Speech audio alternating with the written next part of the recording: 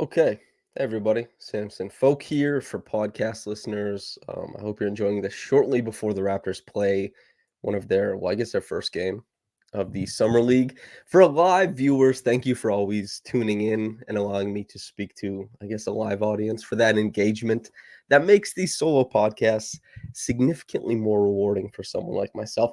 What I wanted to talk about today, since we are on the eve of the Raptors' first summer league game of this season in what is supposed to be, I think, a very intriguing, fun, rewarding summer league just because of the roster and the fact that, I attended summer league last year as media and it was so popular with Wembanyama. It seems like that popularity has still stayed. There's a lot of hubbub. And so I want to talk about what the Raptors will be like this year and pay attention to Chomche, Shead, Carlsen, Jacoby Walter, Gradey Dick, Ochai Agbaji, and kind of focus on expectations of what we might want to see for this Raptors team. I know, will we talk a little bit about like DJ Carton, Javon Freeman Liberty? Sure. However, we're mostly going to focus on how we want to see the second end with Ochai, third year guys do, and kind of what pairs well with summer league watching. I'm Samson Folk, and yeah, for live viewers, make sure to like the video. It will help, I guess, broadcast it to other people, and to people listening on the podcast apps or on YouTube. Make sure to go to YouTube and subscribe because we are dangerously close to 11,000 subscribers, which I guess you want the numbers to go up. It means you're doing better, I guess. That'd be good. All right, everybody. Thank you. The first guy I want to talk about, Gradey Dick. He's coming off of a first year, which was up and down, to be sure. Or actually, I would say not up and down, down and then up. It was not the it's not the most unique trajectory for players, especially players who are as young as Gradey was coming out of college. He was one of the younger players in the draft, still one of the best shooters in the draft that season. And he was a guy who struggled at Summer League, struggled at the start of his career in the NBA, struggled in his G League stint. And then he came along afterwards, largely on the back of elite, at least based on what I identified and tracked. If you want to go read that article or watch that video essay, feel free. Elite movement shooting. God bless him. He is back for his second summer league. And so what I'm looking for mostly, just based on what Grady and I talked about last year at Summer League back in Vegas, is that conditioning to see how it looks different, because that was one of the first things he brought up was as a movement shooter, as a guy whose game is so reliant on his movement across the court. He's quite rapid in what he's trying to do. He's a Steph Curry acolyte in that sense, that always move off ball, always try to change and affect the defense without the ball. He complained about how big the court was. I want to see that stamina. I want to see how he responds to it. Another big thing that I'm looking forward to is if he's actually getting the steals this year. At Summer League last year, he was painfully close to many steals. And it was one of the things I really liked about his game, and that scouts told me they liked about his game, was that he was so heady as an off-ball defender that he clearly was able to pick up, for better, I don't know if I have a better term for it. He was able to pick up on what other teams were doing, track where the actions were going, follow the ball, and make plays on the ball. Now, with his slighter frame, not the best athleticism at his position, sometimes when he's going to compete for the ball in air, passing lane, or trying to jam somebody who has a loose dribble, he doesn't come away with it. However, a full year of weight training with the Raptors, hopefully he's should be a better level of player relative to the summer league, I guess, counterparts. We're looking at a guy who I want to see those steals go up. I don't think he's ever going to be a guy who like steps out on the perimeter and locks guys up, but what he's supposed to be and what we saw at Kansas and saw fleeting amounts of at the NBA level was a guy who makes reads, has a wingspan, has a lot of size at his position, because usually playing the two, who can make plays, particularly winning the ball in the air.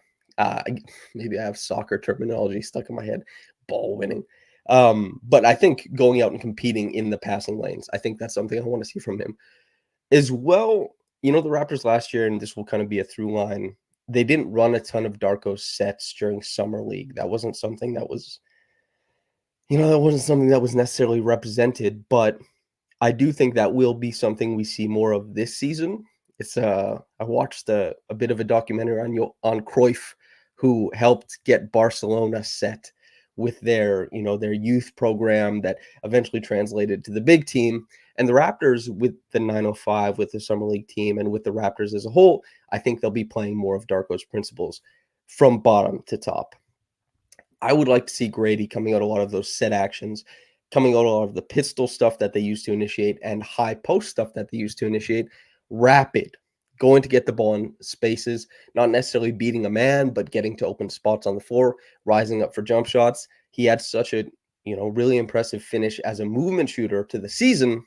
I would really love to see him kind of just like pop off and hit shots this time around in Vegas, because he didn't last time. He did not shoot well from the floor. As well as that, I think I want to see a diversity of outcomes in when he's attacking closeouts. The offensive talent on this team, on this summer league team, should be better than last year's. There should be more opportunities for him to attack closeouts. And I want to see that one dribble pull up. I want to see passes to both corners. I want to see the lay down if guys step up. I'm kind of looking for that. He's probably only going to play in 2 games, maybe 1. So I think that's something to keep in mind. It's a little bit smaller sample, and there's going to be some high pick and roll. I don't know how much of it we're going to see, but we're going to see some pick and roll possessions for Gradey Dick. And obviously, I'm not exactly sure how that's going to shake out. But in addition to getting those possessions, I would like to see him, because his handle isn't the strongest part of his game, neither is his physicality, that manipulation, making sure that he guides his defender into the screen and finding kind of that partnership, whether it's with Carlsen or Chomche or Mogbo, whatever that ends up being. That's kind of something I want to see. That's Gradey. I think we only get like 2 games of Gradey, if I'm guessing, but I mean, them's the breaks. We'll see. Jacoby Walter, and for if you want to come back to this later, I'll go back and listen and timestamp everything if you kind of want to just skip around. Jacoby Walter, out of Baylor. His first game in Baylor, he came out like a house on fire. I think he scored 28 points. I didn't watch that game at the time, but in preparation for when Trey and I were looking at him before he got drafted by the Raptors, and then afterwards, I watched that game. And Summer League is like the province of combo guards, because it is a possession heavy style. It's an environment where shot takers control the games. There's less of a handle that coaches have on what teams are doing. There isn't a pecking order necessarily that has been developed. So the guys who bring the ball up, they kind of control their own destiny. And also point guards in summer league, a lot of them are kind of like true point guards, let's say. And they're a little bit more trying to get guys involved. Jacoby is in a very strong position, the same way Keontae George was last year. Or Keontae George has been given a lot of license with Utah to just take the ball and go do as much with it as he possibly can with middling returns, let's say. Jacoby will get an opportunity. He is quite rapid off ball in pursuing space. What I talked about with Gradey, being a guy who looks for a space on the floor because he knows he can kind of skirt loose of his defender, get there, put up a jumper. Jama just today was talking about how he thinks Jacoby's movement shooting, catch and shoot stuff is relatively like very high level, NBA level talent. What should be really interesting is how much high pick and roll he gets, how he works out of split actions, because I'm sure the Raptors will be running quite a bit of that. I'm really looking forward to see that first split action between Gradey and Jacoby, see how defenses guard it. I don't know if it's Mogbo or Chomche or Carlsen as the trigger man. All 3 of those guys have been trigger men in split action sets at college. I'm really excited to see what happens there. Another thing that Jama talked about was kind of unleashing Jacoby as a defensive weapon. And there's potential there, obviously, because I think Jacoby is quite athletic. And even for a position that prides itself on elite athleticism a lot of the time, he is long. He's a playmaker, supposed to be. Getting that weight up and making sure that he can hold the line that he's trying to protect when he's sliding with guys is very important. But also, I do wonder what it looks like at Summer League if he gets primary, it depends what happens with Jamal Shead, because obviously Shead is going to run roughshod over some guards at Summer League, or at least one would hope. But Jacoby being able to guide guys to the game plan, I think, is important. Making sure that, like, if it's a week, you weak that offensive creator. Make him go left. Make sure you play him into scheme. And even if you don't have the weight to throw around to kind of push guys places, by prepping yourself against defensive actions, putting them in a position where you play them into your teammates. And with your length, you help insulate those actions so that your contests are better, you compete in passing lanes better, you get to poke balls. Like, that's where you play contain, and then you let your physical gifts play make for you. I think that's a good place for him to start, and that's something I'm really looking forward to from Jacoby. As far as the on-ball stuff, I don't really know what to expect, because with Gradey there, Grady's going to get some. Ochai is going to get some when Ochai is there. Javon is going to get some. DJ Carton is going to get some. Jamal Shead is going to get some. And Jacoby was a guy who could do a lot of work off ball, and I wonder if they lean more towards that in the structure of the offense, or what happens in Summer League with combo guards, shooting guards, point guards. You get a lot of high pick and roll, and they say, go see what you're able to create. Go see what you're able to do with that room and bursting into the middle of the floor. If that is the case, because Jacoby is bursty, does get middle, does get paint touches, he's very unsuccessful with those paint touches as far as like decision making, efficiency at the college level, because teams really loaded up and he didn't make the best passes. He didn't read the floor and make the best reads all the time. I do wonder where there will be, I think, less organization on a bigger floor at Summer League. A guy stepping in as the tag man is not going to cover as much floor, perhaps, as he would at the college level. Jacoby will be operating with more space, and presumably will be getting just as many paint touches. I'm very interested to see what his process is there. Also, on top of all of that, Jacoby is a guy who, his jump shot is a major part of his game. We talked about what Jama said earlier. I want to see some ludicrous jumpers. And Jacoby, he's chock full of them. He's not afraid to let it go. He has a reckless abandon that I think I quite admire. So I'm looking forward to seeing all of that tomorrow.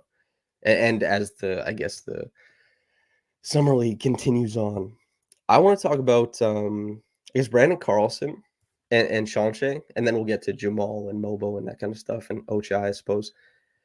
So I think everybody is kind of going to be looking for jumpers from these two. They're both big players. Like, Branden Carlsen is the all-time blocks leader for the Utah Utes. Chomche, his athleticism and the physical force he's able to play with is like, that's why he got drafted. He's a pretty unique mover at his size, and he shot threes well for a pocket of time.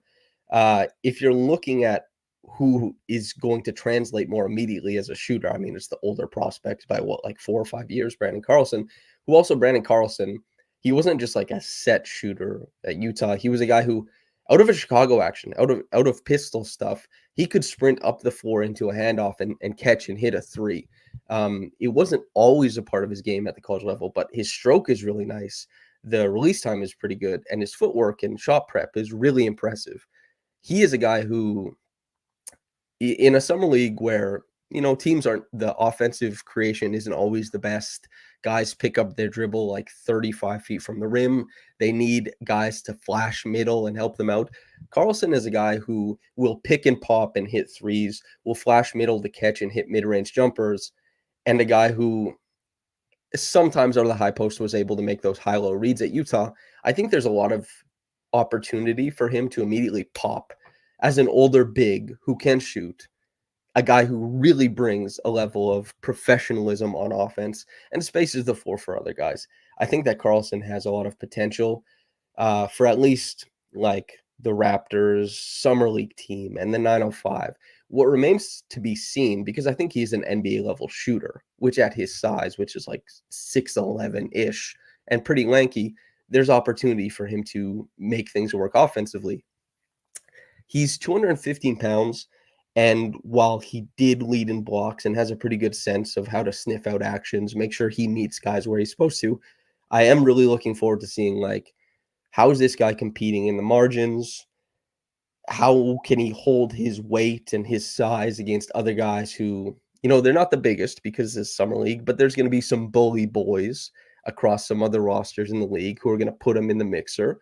That's why the Edie versus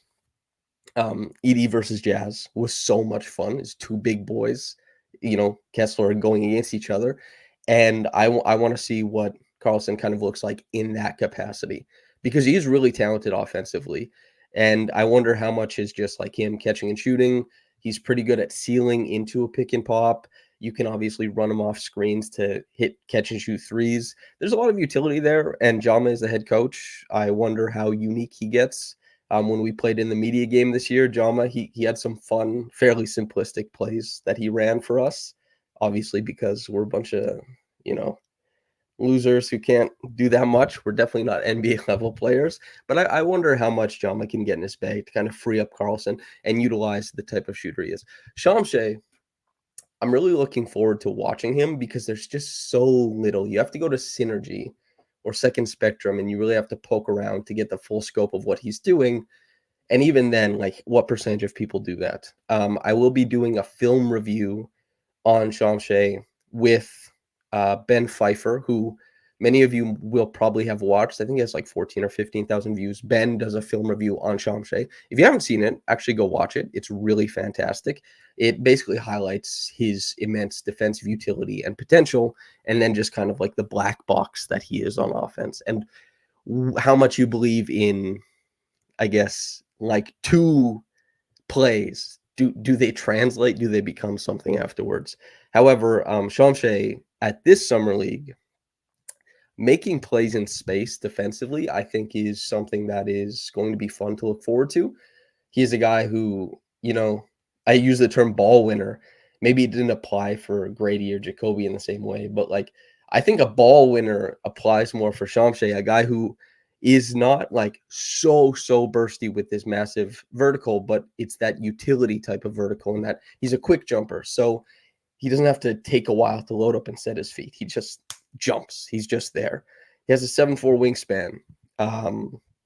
Very similar measurables to a Pascal or an Amir Johnson as far as like the frame, except he's a little taller than both those guys.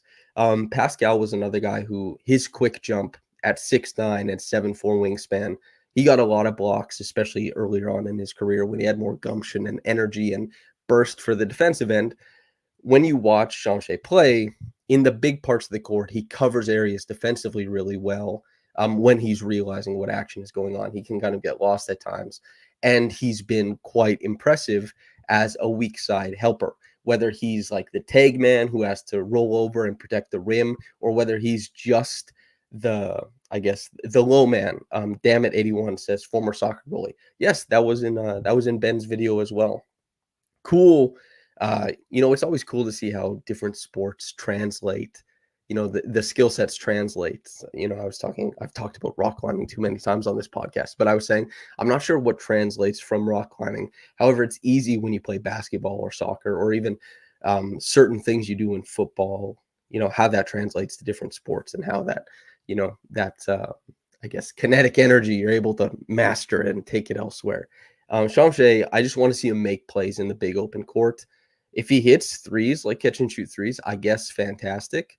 I just want to see him against, I guess, NBA level prospects for longer periods of time, and see how much defensive playmaking he's capable of. Because the Raptors, obviously, with that two-way, they don't expect him to immediately step in. I know I talked about this on the other podcast, that I had a couple scouts reach out to me and really go to bat for Chomche, his potential overall, and saying that they had him as a top 10 prospect in the draft. Obviously, he's going much later in the draft. The Raptors are trying to hit a home run here. You don't hit a home run probably at Summer League. You don't hit a home run this early on. So I do really want I just really want to see Chomche making plays in the open court, because his athleticism is where that's going to shine. He's not Andre Drummond, but kind of how Andre Drummond didn't have an established role in the NBA immediately, but he was a guy who he kind of dominated all the big areas of the court. He stepped out on Dwayne Wade and picked his pocket in an isolation situation, dribbled down the other end, did it around the back, and dunked on somebody. And he got after it on the offensive glass, and he'd have these big sweeping backline blocks. And Andre Drummond obviously isn't the highest outcome for a player in general. For a late second round pick, he would be. But as far as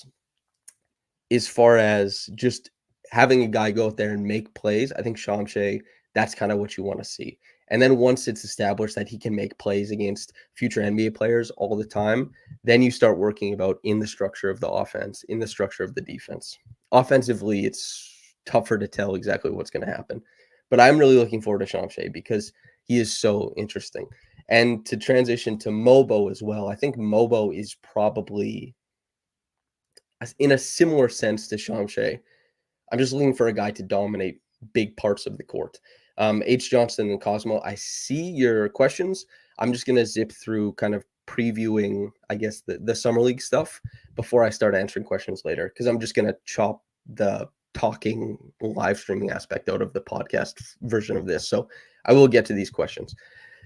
Mogbo is a guy I've talked before about who I really look forward to his playmaking, and not just playmaking as in like passing, assists, but making plays, heading downhill against moving teams. And, I spoke about it earlier when we are talking about Jacoby and Gradey and having Carlsen or Mogbo or Chomche to work off of in the high post. Mogbo maybe is going to be the most dynamic player on this roster. It's entirely possible. Rebounding, pushing, big open spaces at the Summer League, context. Mogbo could be a guy who gets to the rim often, grabs the ball, pushes often, gets extra possessions, makes plays defensively, and kind of interprets the game and finds ways to impact. It is something to pay attention to and something to watch for, because Mogbo is a guy who at like 6'6", 6'7", and he was playing center at San Francisco, and he had played at a couple different places before that. He is similar size to Scottie, although smaller. He has a similar bent to his game to Scottie in that he's willing to try a lot of stuff. He wants to have the ball in his hands at that larger size, and he is not perceived coming out of college to have, a bunch of, let's say, shooting skill, except his is worse, at least by the numbers, and I guess by the, I don't know, let's say the mechanics of his jumper, ostensibly worse than Scottie's was. And I'm looking for opportunities to make plays in the open court. I'm looking for him to dominate threes, like smaller wings coming out of college. I'm looking for him to seal, bump, bully in the trenches of the offensive environment, set good screens, slip to places. And the Raptors are a team who, and this is my hope, that they're playing more so like the Raptors at Summer League than they did last year, more of Darko's principles. There's opportunity in the Raptors offense, more so than basically every offense in the NBA, except for two or three of them, for wings to set screens, carve out space, slash middle. And the Raptors are supposed to create offensive opportunities from that kind of stuff. So that's what I'm looking for from Mogbo. Defensively, contain on the perimeter should be really interesting to see. I wonder how aggressive or conservative the Raptors are in that style of play. And I do want to see there's going to be some good rim runners or athletic rim runners who are going to test out the constitution of the Raptors' lower end of their defense. And whether it's Carlsen, Chomche, or Mogbo, somebody's going to have to meet guys there. So that's kind of what I'm looking for from Mogbo too. The run-of-the-mill stuff from Mogbo. But I think at least how I've spoken about his offense is there's a little bit more utility in the Raptors' scheme than I think other people have been discussing, just because of how the Raptors like to create looks. And the biggest example of that is the Pascal and Scottie two-man actions that actually helped, in my opinion, even when people are complaining about the Raptors offense, they had a month-long stretch, between like December and January, or the end of November and January, that they were one of the best offenses in the league. And it was largely because Scottie and Pascal had figured out how to bully opposing wings. And a lot of that was cross-screening, mismatches, bumping and grinding to important spots on the floor. And Mogbo, I'm not exactly sure who his partnership will be at with Summer League, but I think there's opportunity for him to be a guy who gets to that spot. Top Shot Tesla donates $5, says, pretty cool seeing several players from the BAL already at Summer League. Earliest of the seeds Masai helped plant starting to bloom. Yeah. Just as a quick thing, like Masai, obviously these guys, Chomche is with the Raptors. There are other BAL guys elsewhere. It's cool to see them reaching the NBA, but also Masai, like this aspect of his, I guess, philanthropy, charitability, or grassroots basketball belief is not just on the basketball side. It's also what we're seeing, like, or not basketball, on court side. There are execs, scouts, all like the infrastructure supports a larger swath of people than just like soon to be NBA players. It has been a really, really impressive thing to see what Masai has been able to build. That's obviously fantastic. That's Mogbo. Okay, Jamal Shead. I'm not exactly sure how much offense we're going to see from Jamal Shead. He's going to have lots of the ball, I reckon, but he's also probably going to get the communication from the organization and Jama and the guys. Like, there's a bunch of guys we want to feature, and there's like, we want Mogbo to handle the ball. We see things there. We want to see Gradey handle the ball a little bit. We definitely want Jacoby to handle the ball. We definitely want Ochai to get some of the ball. And Shead, presumably, is going to be he's going to be the head of the snake defensively. Talked about this before. Houston, Kelvin Sampson, that the line of scrimmage defense, the attacking, pressing style, Gegen pressing. Big shout out to Jurgen Klopp. I really, not that Jurgen invented it, just that I really like Liverpool. Of course, he's gone now. However, I really think that aggressive style of defense, it really benefits Jamal so much. And he is such a whirling dervish of just like press, pursue. And I'm excited to see what he looks like at the point of attack defensively. And then offensively, I really am looking forward to seeing like, okay, how is he able to service his bigs? Whether it's like Carlsen, he should be one of the best pick and pop bigs at Summer League. And so how do you service Carlsen in that way? Chomche and Mogbo, obviously Chomche is a lot more raw, but he is like, if he gets the ball and he gets to two-step into a dunk, he'll have opportunities. How many times can you get the low man too wide protecting against your penetration so that pocket pass finds Chomche, catch, dunk? How many times can you service him there? Mogbo in the short roll, how can you drag guys out, pull them places? That's what I'm looking to see from Jamal Shead. And also, of course, servicing and being of use as a guard screener, being a guy who, the ball, the seams are there as you hit guys coming off of different screening actions. That's what we're looking to see, I think. So that's what I'm excited for from Jamal Shead. And then, of course, like a little bit of efficiency would go a long way. Hitting your catch and shoot jumpers, that would be meaningful. A lot of people are kind of holding their breath on that. Is that something he's able to do at the NBA level? He didn't do it at a, even adequate level at the college level. So we'll see. Could be something he's been working on. Trey, co-host, always says like the Noah board works wonders. I'm not so sure I agree, but my fingers are crossed for it. God bless. That's Jamal Shead. Slug DZ says the future starts now. They really have been pushing that. And purple. So, a lot of purple around the team now. Future starts now. Darko said it yesterday that he views this as rebuilding year one, and which is a nice little piece of framing. Because what was last year? Is last year a lost year? Because you were one of the worst teams in the league. Is that year one? But also, I understand what he means in that, like, there's actually a little bit more intentionality for this. And I think I tweeted this, but I think that the Raptors are in the right mix of things here, because Masai and Bobby and Darko and basically anybody you ask about this team from the organizational level or decision maker level, they are preaching patience and like, well, we don't really actually know how it's going to look. That's good. And the players are like, well, we're going to win now. Let's do that now. I think it's a problem when players start buying into like rebuilds or tanking and they speak about it that way, because that's not good. People who compete, you understand, like, even if you just go to, you're not supposed to be a freak at your Sunday pickup game, but you're supposed to want to win. Um, NBA players have to be guys who really want to win. So having that mix of the players being like, no, it's win now, let's go now, as IQ and Scottie were the other day, and having I guess the organization guys being able to take that macro look and kind of take a step back, I think that's good. So yeah, that's something that I think is good. Ochai Agbaji. Apparently, they've been tweaking that jumper, which is interesting. It obviously needs work. He shot 22% from three as a Raptor. He shot 4% from short mid range.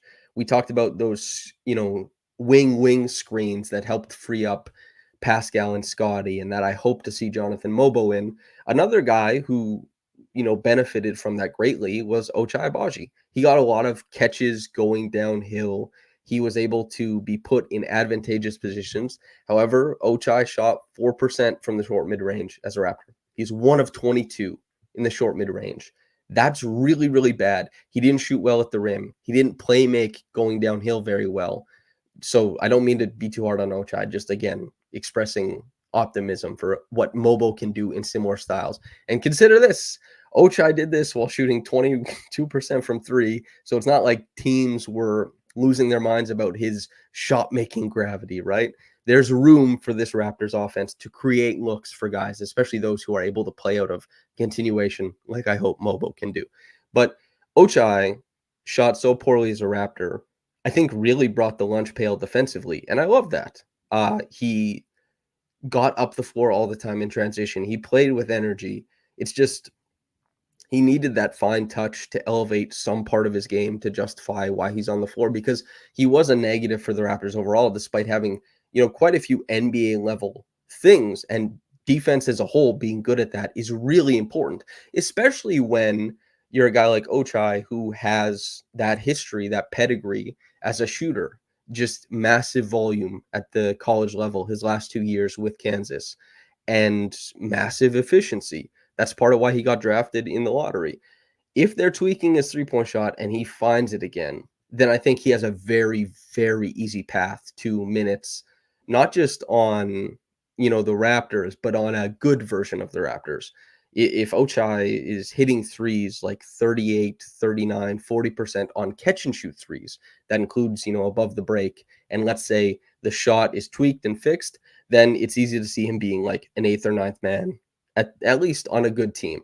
However, that they're saying they tweak the three, nothing is rewarded yet and may not be rewarded. That's something that has to come around for his game. I wouldn't expect it to happen because it hasn't happened yet. I'd love to be proved wrong, though. Ochai, I really like his defense. So having anything redeem how tough he's been offensively, I think would be fantastic, and really would reward the trade that was made, that 28th overall pick for Kelly for Ochai. Something to keep an eye on. He just has to hit shots at summer league level. I like that he is a young guy. It is his third year. He did play a lot of years in college, to be honest. He's a young guy relative to the NBA, not necessarily for this team. I'm looking forward to see him hitting shots at summer league, and I think he should. I think he should also be a guy who defends really well. The Raptors, like they have a team that there are probably a couple guys who leave halfway through, but they might compete for a little summer league title. Should be really interesting to see how that kind of shakes out. But guys always leave early. You have to adjust the roster halfway through. I guess we'll see what happens with this Raptors team. But Ochai, I'm looking for the jumper. As far as like creation and stuff like that, there just wasn't much when I watched all of his Utah tape. There wasn't anything when you watch the Raptors tape. So that's just something I wonder if we see it at Summer League, or I wonder if like Ochai is just going for a game at Summer League, kind of gets to try and boogie with the ball a little bit, get up a lot of jumpers, and we'll see how, that goes. So yeah, we'll see with Ochai. DJ Carton and Javon Freeman-Liberty, I think that those guys, there's potential that they're competing for a two-way. Javon, or well, I guess competing for contracts with the Raptors, or at least training camp invites to keep themselves on the radar. It is something, when DJ came on, there were quite a few people, and people who I'm not sure if they're in chat right now, but I know they're listeners and viewers. They said that they like DJ better than Javon. And Javon had so much trouble getting, improving as a playmaker. So it's something we want to see happen at the G League, at the G League level, at the Summer League level, at the NBA level, and it's something we haven't really seen. Javon obviously got plucked from the Chicago G League team afterwards, the Windy City Bulls in Summer League last year, signed with the Raptors, and I really wonder how much of the ball he gets, especially kind of just following the logic of why Gary Trent Jr. is not coming back to the Raptors. The Raptors have kind of restocked their roster with guys they want to see have a certain amount of possessions. Javon was a guy last year who got a lot of opportunity at the G League level and at the NBA level relative to who his talent or whatever, because there just wasn't that much guard talent on the team. Now, the guard talent isn't significantly higher now, but the potential is, and they want to reward those guys with possessions, and the Raptors want to work on development. So I don't know how much DJ or Javon are going to impact in that sense, but DJ, I think, is a better defender. And I also think he could be a little bit more of a no-frills guy. I know the term dog gets used all the time. It gets used for Jamal Shead. When we were at that interview, whatever the press conference it was yesterday, I was talking to Matt Devlin, and he said he had talked to Kelvin Sampson, and Kelvin Sampson just kept telling him like how much of a dog Jamal Shead is. So there's a lot of stuff going around, and that's what every scout says about him too. I think DJ is kind of similar. Like, he gets in your jersey. He's got more punch at the point of attack than Javon, but Javon has been a more talented offensive player, or at least scorer, over the course of the past couple of years. So I'm interested to see who kind of gets a little bit more pull or push from the roster, and that's kind of what we're focusing on. So it's the Raptors don't have as much opportunity for those like two-way style guys or like end of roster style guys, because they just loaded up their summer league roster with 4 draftees. They just they also have Ochai returning there. He's on his 3rd year. They also have, Gradey returning there. He's 2nd year. So the ball that basically was just belonging to Marquise Noel last year, and basically just Marquise. And it was like, okay, if Marquise doesn't have it, then Gradey has it. And Grady's struggling. So Mohamedou Gueye has it. Or Gueye has it. There was a lot of the ball to go around for a couple guys. Now there's not so much of the ball to go around for like a big handful of guys. So we'll see. Should be really fun. For podcast listeners, thank you for tuning in. Hope you enjoyed this right before everything got started off. Yeah. Okay, I'll see you. Video listeners, I can kind of interact with chat a little bit more now, and I'll just make sure I chop the podcast accordingly. I have to go find the comments I said I would respond to later from, where's H. Johnson? Let's see. H. Johnson had a question for me, and shortly after that, somebody else. Let's see. Here we go. Okay, here's a good one. So H. Johnson says, in regards to Gradey's development, can you discuss him potentially starting versus a bench role this year? Do you think struggling through what will happen versus opposing starters is good for his development?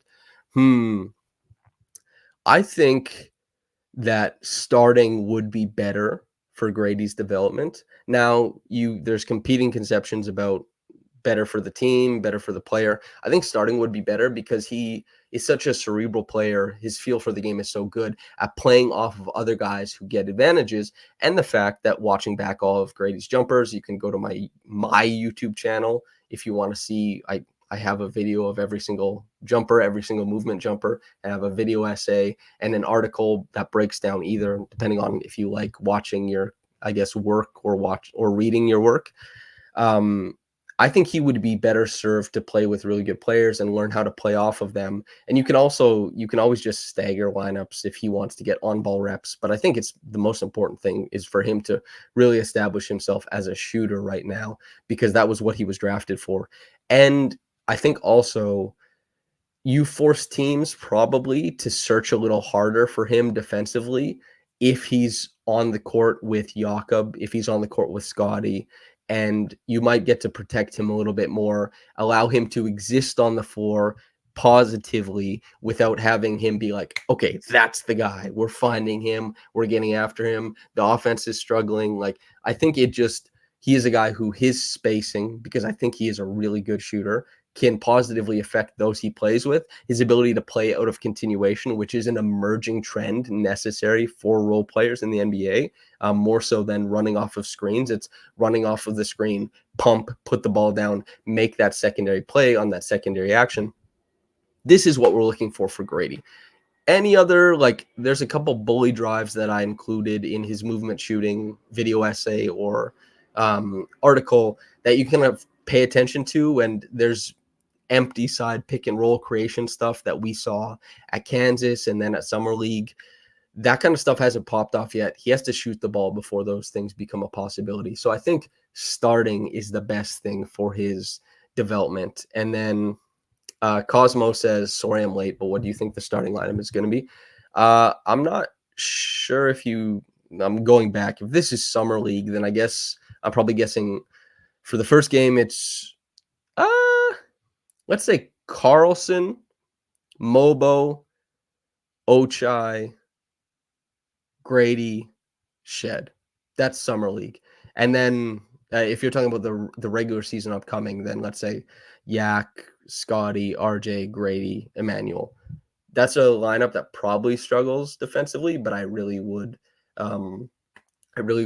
love to see them offensively and just kind of let Darko cook with what he's kind of creating as far as being the mad scientist offensively. And I'm just seeing that Top Shot Tesla. Once again, thank you for donating, Top Shot Tesla. You donated so many times over the course of the season. I really do appreciate it. So does Raptors Republic. That we don't ask for donations or solicit them, but certainly appreciate them. Okay. Keir Doyle says, my favorite Jamal Shead thing is that he seems like a stellar person. The garbage cleanup video is amazing. Always bet on good people. It is. I love when players are nice. I love when players are good people. I always had trouble covering guys who everybody knew you had done a bad thing, like a really bad thing, and especially those who hadn't shown contrition or, were trying to skirt what they had done wrong. It's like, damn, how much do you talk about it? Is that the focal point of coverage? Do you drop it completely? Like, have you talked about it enough to this point? Does your talking about it spotlight it for someone to know? Are you belaboring a point? Like, when does it pass? Because people are also capable, like, if you make a mistake, you have to be able in your life to move past it, and people have to let you move past that. You have to be able to redeem yourself. Like, that kind of stuff is so complicated about the covering these people aspects. So yeah, it's an interesting thing. I love when players are like nice and awesome.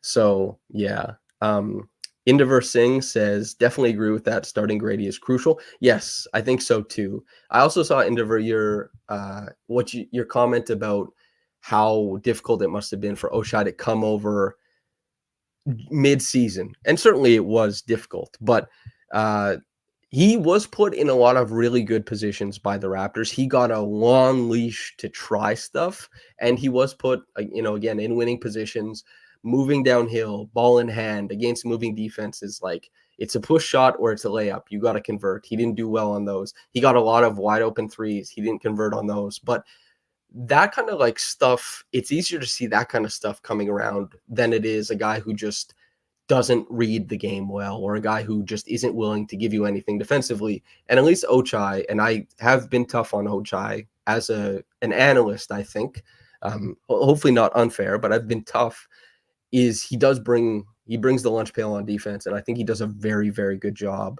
of helping a Raptors team last season that had very little to give, especially in the backcourt, and doing that well. Cody Weil says, Javon Freeman Liberty is a great guy, for anyone wondering, was always willing to talk to us media members at the 905 when some wouldn't. Yeah, Javon was really, really great. Very shy. Some players, especially Javon is like 25 or like 25 or 26 years old.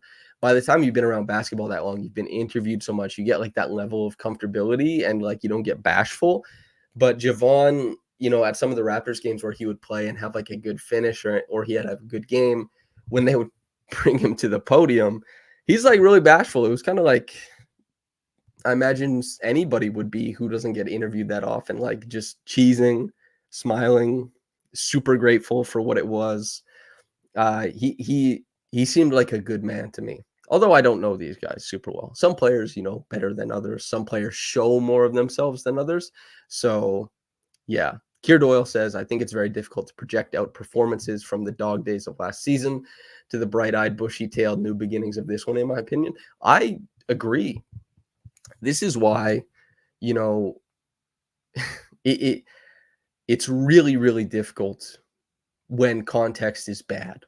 Like some players really need good context. Bruce Brown is a really good example of that. This guy started 1 big minutes at the highest level, NBA Finals, and he really had very little positive impact with the Raptors. He was a player who benefited tons from context and was so additive as a player in certain contexts, like playing with the Nuggets to get to the middle of the floor, play make to a wide array of different shot makers and playmakers. And on the Raptors, he wasn't able to add or multiply anything. And the Raptors as a franchise were in a different spot, certainly.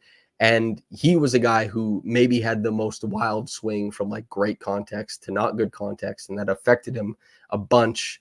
And as far as the rest of the players, yeah, you just kind of got to like pack up and see. That's why I really liked looking at Gradey's movement shooting specifically, because it's just like, well, context is important, but this guy was just being put in a position to make shots and difficult shots. How did he do with that? I really liked looking at that. It was really rewarding to watch everything and kind of map it out. And I was really happy to be able to write that, because that was one of the things that I think is transferable in bad context versus good context. Or at least I'm hoping. I'm hoping that Gradey's shot making does follow the trend that it was at last year. So, Indivir says, I remember Javon getting in a scuffle with Marquise Noel in Summer League. Really like his game, though. Hope he gets a chance. He really did. I remember Javon, like, he busted up the Raptors. He was really good. I understand why the Raptors were like, oh, let's poke around on that guy. Let's see what happens. Pedro Toad says, thoughts on Davion Mitchell next to all the other starters if his three-point shot becomes consistent?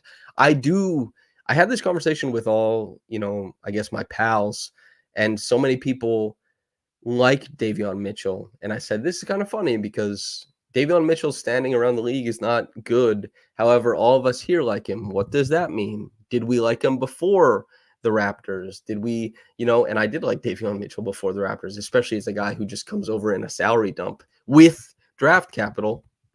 Davion I really like because Emmanuel is a guy who can shift pretty smoothly between like point guard, combo guard, shooting guard. And Davion, at least at the tail end of his, let's say, Kings tenure, was a guy who he could shift pretty easily between the roles, and it just depended who he was playing next to. He wasn't obviously good offensively. He shot 36% on a very, very small sample, especially for a guard from three. But I do really like the defensive potential that Davion brings, especially playing next to Emmanuel. Emmanuel will get his opportunity this year. Big contract just signed. Will have more of the ball. But also, as he said when he was talking about Scottie at that press conference, it's rare to have a star who plays defense. Emmanuel kind of like, bring it on that end is an important thing for this upcoming year. Emmanuel had a reputation, probably unearned a little bit. He was protected by a very, very good defense in New York that allowed him to lean into what he was good at and protected him from what he was bad at, or at least what he struggled at as a Raptor. Seeing next year how he's able to bring it at the point of attack will be very interesting.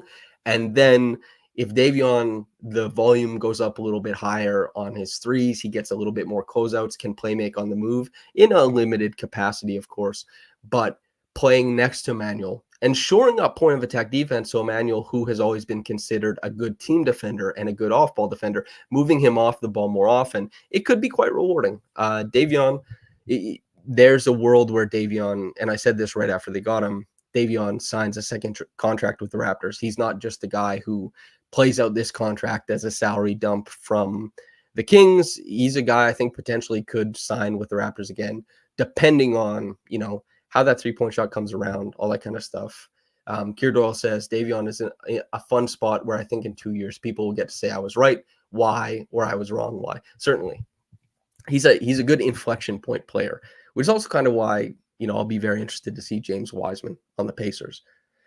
I think it's this really nice fit. Although Caitlin had tweeted out the other day that she was watching the film and she seemed, let's say, vexed. Top Shot Tesla donates $5 again. Thank you, Top Shot Tesla, and says, support independent voice in media. Not a lot left based on the last few seasons. Roughly what percentage improvement do you see in the shooting around Scottie? Yeah, I've talked about this before, how percentages aren't everything. And the easiest one to make is Pascal Siakam last season finished shooting a better three-point percentage than Scottie. Considering where they started and the fact that Scottie was sitting at like 40%, like 20 games in the season, while Pascal was sitting at like 19%, that's crazy. But even though Scottie finished lower slightly, the value of his three-point shooting was significantly higher because he took more above the break. He took more quick trigger ones. He was more aggressive taking them. And he was a guy who made plays out of that continuation more often. Scottie, I think you obviously want to see the efficiency creep up, and he had a ghastly finish as a three-point shooter. It kind of went away from him. He lost it completely.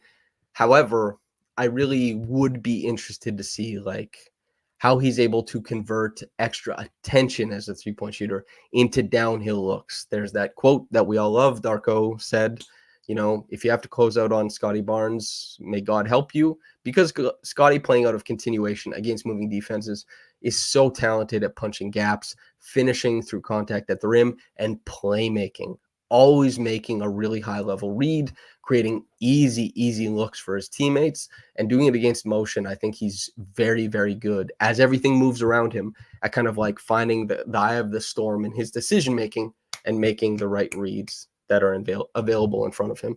That's one of the most impressive aspects of Scottie's game. The percentage, Scottie, it wouldn't surprise me if he shot 38% from three. It wouldn't surprise me if he shot 34 again. 40% would surprise me, especially since he seems like he wants to get a lot of shots up. The that's one of the most commendable things about Scottie is he'll try it. Whatever it is, he'll try. He's not going to be nervous about it. That was his first summer league game, right? It's a three, bang, bitch. He's boisterous. He's going to get after it. And credit to Scottie, because that's a wonderful quality to have as a high level athlete, especially for someone as talented as he is. So, there could be a wild swing in percentages, but I think that he will be treated as a guy who can shoot, not treated as a shooter, but treated as a guy who can shoot. And I think he'll get it to a point where teams have to start making decisions about okay, he will make this shot if we leave him open. Is it a short closeout? Is it a long closeout? What are we trying to make him do, even if we think he can shoot? Because there's some guys who are, LeBron James is a really good example of it. Even when he was shooting 40% from three, when he was on Miami, he still got those different types of closeouts, and people didn't want to allow him to drive to the rim because LeBron on a drive again, in 5-on-4 situations or 4-on-3 situations, is so it's more efficient because it creates a 2-point look or a corner 3-point shot for Ray Allen or Shane Battier, and the expected points per possession, even if he shoots 40% from three, are just higher because you don't want to allow him to play with continuation and advantage. Scottie, I'll be really interested to see what that looks like for him. It should be pretty fantastical to watch him progress and keep getting better. Yeah, I think that's probably a good place to leave the podcast off. Kier Doyle said, think Scottie's 3-point difficulty also skyrocketed as the season went on, as his percentage went down. I don't know if it's skyrocketed because he took I think he had an insane diet of shots early in the season. He just hit them. And I mean, we all, many people in the chat, we all watched together and talked about the games after they happened. Like, hey, what the hell is going on with Scottie Barnes? This guy's taking 6 3-point attempts per game. He's shooting 40% on his pull-up threes. He's been unbelievable. And like on close contests, step backs, he's just hitting threes. And, I'm not sure if the difficulty skyrocketed from there, but just that he took difficult threes, the whole season, I think, which I commend him for, definitely. Yeah. Kirdoel says, any players you got wrong on evaluating positively or negatively and not like draft picks who everyone gets wrong that you think back to and change your process as an analyst? I'm trying to think. I guess Jalen Noel is one of them because he had such a great sophomore season with Minnesota. And he was a guy who really had a lot of really fun statistical markers.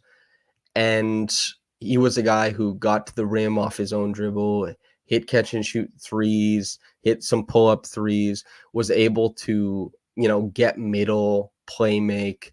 And he did it on a somewhat dysfunctional Wolves team. So, yeah, he was probably one of them. And he just was never able to, like, convert that. He was a guy I wanted the Raptors to take a look at to bring on because I thought there was a big advantage to it. He was a guy who, man, his creation I thought would stick around longer, but also he didn't really bring it on defense. And some guys who can create, if they don't play with the pace or the flow of the offense and they kind of hijack possessions, coaches and teammates think it's not worth it, even if their creation or event creation might be better than other players. It's like, well, are you going to play within the flow? Are you going to help out on these other types of possessions? And Jalen, I think, was maybe something like that. I got maybe a little bit of tunnel vision with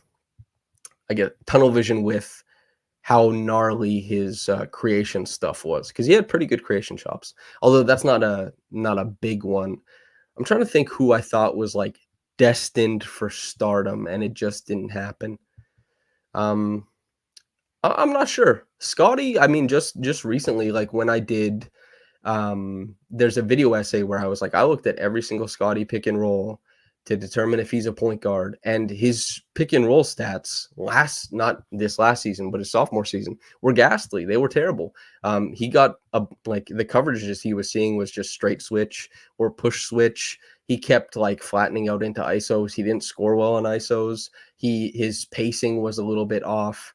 And so the numbers were terrible. And I kind of cataloged like, here's why the numbers are terrible, but also talked about like, well, these are also the reasons why it could be good. And these are also the reasons why, the Raptors are investing in this. And then shortly after, we have like Darko talking about how he wants to see him do much more of that, talking about the inherent advantages of having a bigger player run those pick and roll possessions. And a lot of that, like, and I also talked about in that video essay that I expected to see him rejecting screens more often for the upcoming season. And also that he injected more pace into his screening actions and he just hit more jumpers, which all that stuff creates a trickle down effect to, better playmaking. And also in that piece, obviously Koloko isn't with the team anymore, but Scottie had his best pick and roll partner was Pascal Siakam in his second season. I haven't looked at the numbers. That might also be the case for his third season as well. But being able to play with talented players who have their own type of gravity really helped. And he struggled a lot with Jakob Poeltl, for example, who Jakob is a different type of player. Jakob was brought in more or less to like assist Fred VanVleet's pick and roll game, which was pretty successful. Obviously not against Chicago down the stretch of a play-in game.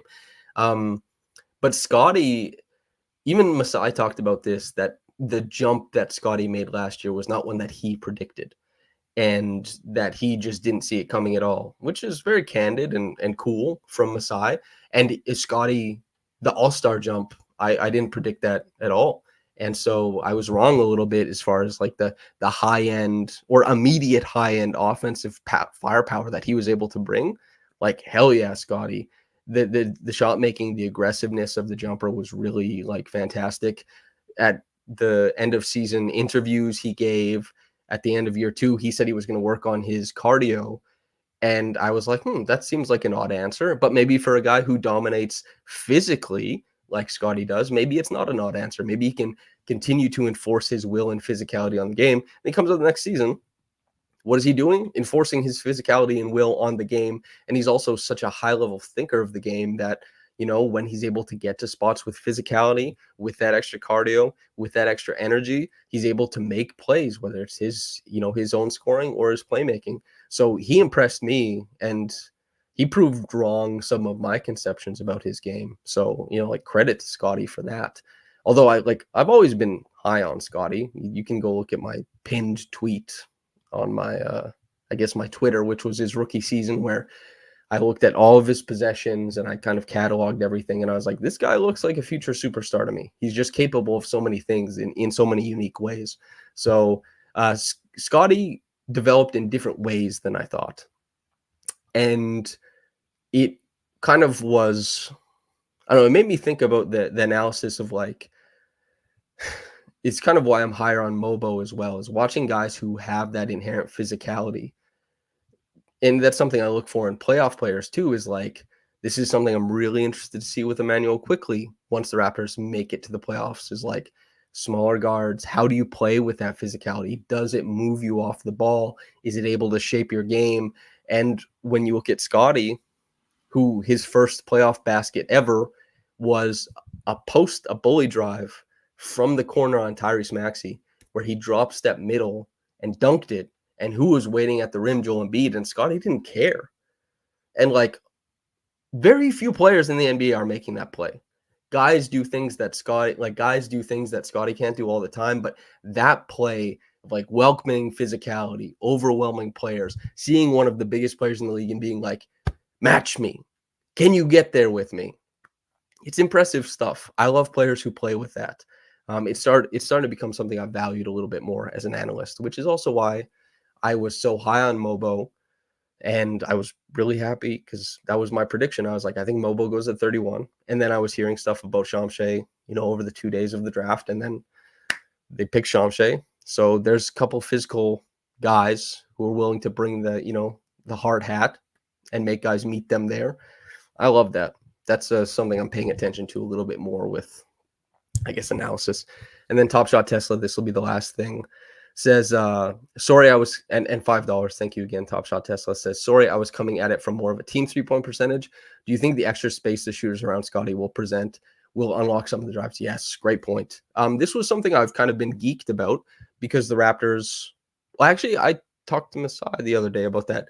I asked Masai why they changed the process, or just you look at drafting Gradey and then drafting Jacoby. Is this just guys being available, or was that a shift in process from the organization about who they wanted to draft and skill sets they're looking for? And he said, yes, it's part of them being available, but it is, maybe caring more about that skill set. And caring more about that skill set, I perceive Gradey, Jacoby as guys who pair really well with Scottie, who will open up space for Scottie, who will play off of Scottie. Emmanuel quickly, when they're on the phone, open gym right after the call, even though the two-man actions haven't worked well with Scottie and Emmanuel yet, fingers crossed they do, that spacing is supposed to be very rewarding. It's a little bit different when Scottie Barnes has you in a bully drive isolation and you're able to help from 6 feet away rather than help from 9 or 10 feet away. It creates a different complexity for the defense to respond to, and it gives Scottie a little bit more room to boogie woogie on guys. So yeah, I think the extra spacing should be very important. But also one of the cool things about Scottie is that he's always been able to so effectively crash and bang in the confined spaces. It's one of the things I love about his game is he doesn't get too worried and he doesn't get too rushed by guys being around him. He's comfortable playmaking from a higher spot on the floor. He's comfortable using his size to see places on the floor, and he's comfortable making guys meet his physicality, meet his level of aggression. So even in the tighter spaces, he's been very impressive, but wide open spaces, I think there's going to be more room for him to physically dominate some of the guys who are defending him, especially on cross matches, especially if Emmanuel, Jacoby, Gradey, if these guys all develop and Emmanuel's obviously further developed along than the other two. But if these guys all develop, there should be a lot of opportunities for Scottie to like take guys who are 6'6" and under on switches. And that's like, Scottie, why, in 2 or 3 years, why isn't this guy averaging like 25, 10, and 7 or something? 25, 10, and 8. That's why wouldn't he be if things work out right? He's very talented. They have shooters in place to reward some of the pet sets they want to be able to run. Yeah, a lot of Scottie talk at the end, but I mean, he's the star, and he's been so intriguing. Really good question, Top Shot Tesla. For anybody listening, make sure to like the video and subscribe. We're very close to 11,000 subscribers. Liking the video helps spread it to other people afterwards, and hopefully people want to listen to some good chat about Summer League before, I guess, we get out of here and before the first game comes around. Thank you to everybody for tuning in. Thank you to everybody for engaging in the chat. It's been an absolute pleasure. I'm Samson Folk. Rock on, whether you got into this in the morning or at night. Have a blessed day, and goodbye.